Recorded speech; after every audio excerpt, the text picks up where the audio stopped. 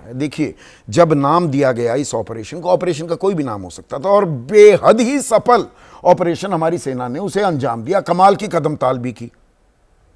पर इसे ऑपरेशन सिंदूर नाम रखना, वो भारतीय संस्कारों, हमारी परंपरा, भारत के शौर्य, भारत की आत्मा, जो भी शब्द इस्तेमाल किए हैं प्रधानमंत्री मोदी ने, मैं उनसे इत्तेफाक रखता हूं।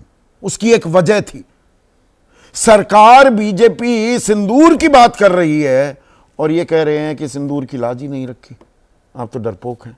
उसी पार्टी का एक राज्यसभा सांसद। देखिए, ये ओबीसी से आते हैं, विजय शाह साहब आदिवासी समाज से आते हैं, और वो तीसरे जो उप मुख्यमंत्री हैं, मुझे नहीं पता, हाँ हैं, हाँ अच्छा, वो भी अनुसूचित जनजाति समाज से आते हैं। मैं कहना ये चाहता हूं कि भारतीय जनता पार्टी में मझोले और निचले स्तर पर जो कार्यकर्ता और नेता पंक्ति है, उसमें इन 3 बयानों ने 3 मुख्य प्रवृत्तियों का खुलासा किया है। पहली प्रवृत्ति है जो भारतीय जनता पार्टी में स्थायी रूप से मौजूद है, मुसलमान विरोधी घृणा।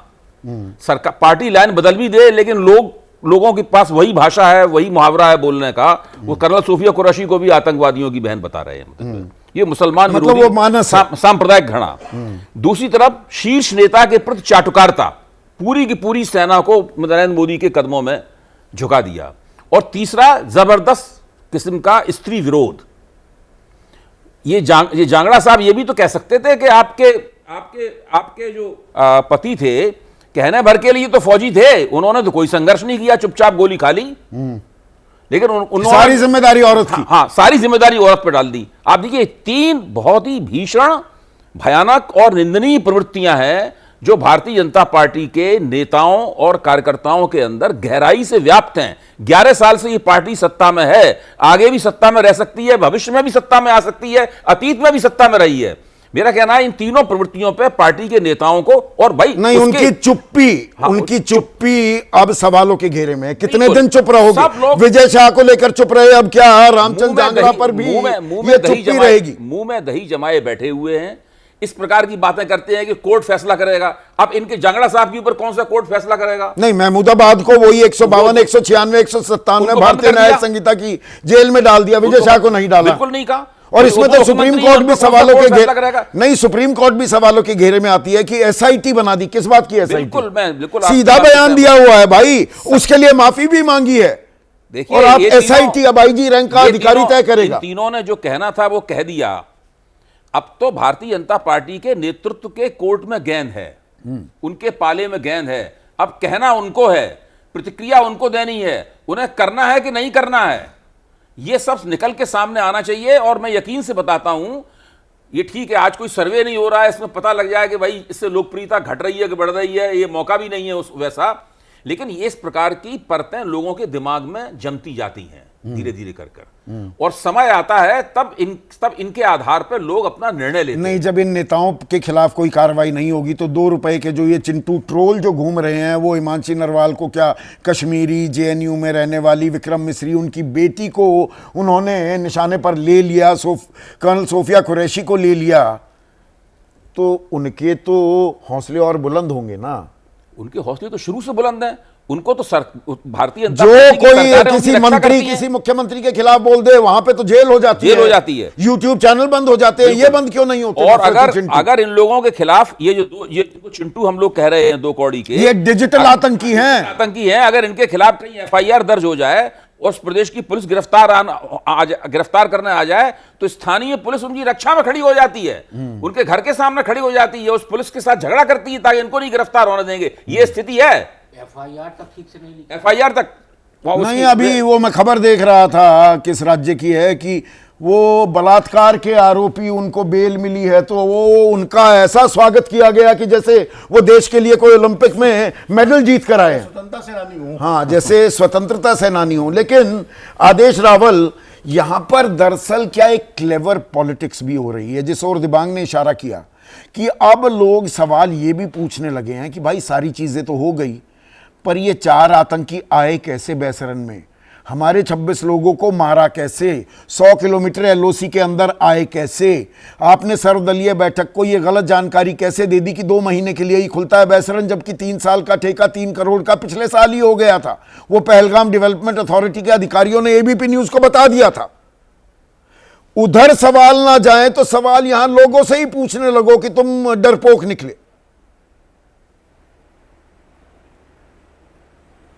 मैं आपकी बात से पूरा सहमत हूँ और दिव्यांग जी की बात से पूरा सहमत हूँ कि जो महत्वपूर्ण सवाल देश को बताने चाहिए समूचा विपक्ष आपसे पूछ रहा है, आप उसकी बजाय लोगों को डाइवर्ट करने की कोशिश कर रहे हो और आप ये कह रहे हो कि हम विदेश जाके पूरे विश्व को बताएंगे कि हमारे साथ क्या हुआ है। मुझे लगता है कि सरकार को पहले समूचे विपक्ष को बैठ के बताना चाहिए था कि देखिए ये बात है, सच्चाई ये है, भले ही बंद कमरे में बताते, क्योंकि ये बातें बाहर करने की नहीं होती। इस बात को मैं समझता हूँ कि मामला नेशनल सिक्योरिटी का है, लेकिन अब जब तक ट्रंप साहब ने सीज फायर का घोषणा नहीं की, उसके बाद से विपक्ष ने सवाल पूछने शुरू किए। सबसे पहला सवाल ये था कि बताइए कि वहाँ ये आतंकी आए कैसे। दूसरा सवाल ये था कि भाई जो जयशंकर का बयान है वो उसमें काफ़ी सवाल छुपे हुए हैं कि आपने क्यों इन्फॉर्म किया पाकिस्तान को, उससे डिप्लोमेटिक फेलियर की वजह से हमारी सेना का नुकसान हुआ। और तीसरा सवाल ये है कि क्या हमारे प्लेन गिरे हैं, इस बात को लेकर भी कई सारे सवाल हैं। तो इस बात को सिरे से खारिज क्यों नहीं कर देते, और अगर नहीं कर सकते तो ऑल पार्टी की बैठक बुला के एक बंद कमरे में ब्रीफ कर दीजिए, सच्चाई ये है लेकिन ये बात बाहर नहीं जाएगी, तो फिर विपक्ष आपसे सवाल नहीं पूछेगा और फिर देश की एकता नजर आएगी।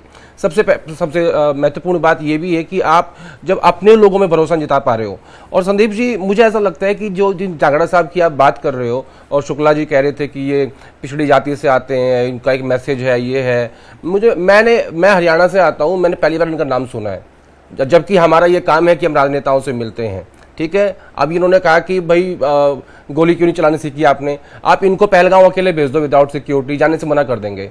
इसके अलावा एक टेंडेंसी पैदा हो रही है हिंदुस्तान की पॉलिटिक्स में कि पढ़े लिखे जो लोग हैं सब पार्टियों में वो डेवलप नहीं किए जा रहे हैं, डमी नेताओं को आगे बढ़ाया जा रहा है। जो जितना डमी है, जो जितना अनपढ़ है, जिसमें काबिलियत नहीं है, वही इसकी सबसे बड़ी काबिलियत है। मैं इसीलिए इस बात को फिर से अंडरलाइन कर रहा हूं आदेश, ये कोई सामान्य कोई कार्यक्रम नहीं था। ये शख्स बीजेपी के कार्यकर्ताओं को संबोधित कर रहा था। उसमें पहली बात तो इतिहास की जानकारी इनको है नहीं, क्योंकि इतिहास में कुछ किया नहीं तो क्या जानकारी रखेंगे, खाक जानकारी रखेंगे। पर ये बीजेपी कार्यकर्ताओं को संबोधित कर रहे थे, इस बात को क्या इग्नोर कर दें? नहीं, इग्नोर बिल्कुल मत कीजिए। मैं फिर से कह रहा हूं, इनकी नाकाबिलियत ही इनकी सबसे बड़ी काबिलियत है। एड्रेस कर रहे थे, लेकिन आप लोग ना बीजेपी से बहुत उम्मीदें कर रहे हो कि वो पार्टी के रूप एक्शन लेगी। ना विजय शाह पे एक्शन लेगी और ना जांगड़ा साहब पे एक्शन लेगी, क्योंकि बीजेपी में ये कल्चर ही नहीं है। आपको याद होगा स्टार्टिंग में मुझे लगता है कि MOS होम थे, उन पर सवाल खड़ा हुआ था, तो राजनाथ सिंह ने स्टेटमेंट दे दिया था कि हमारी पार्टी में इस्तीफे का कल्चर नहीं है। और आप देख लेना कुछ नहीं होगा इन चीजों में, हमारे इस्तीफे नहीं होते, आप देख लेना यही होगा। और कहां से हटाएंगे, राज्यसभा से बर्खास्त कर देंगे क्या? जब विजय शाह को आप मंत्री पद से नहीं हटा पा रहे हो, उसके बाद तो MLA रहेंगे वो।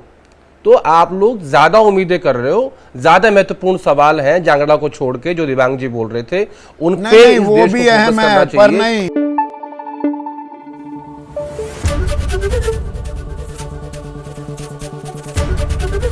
ABP न्यूज आपको रखे आगे।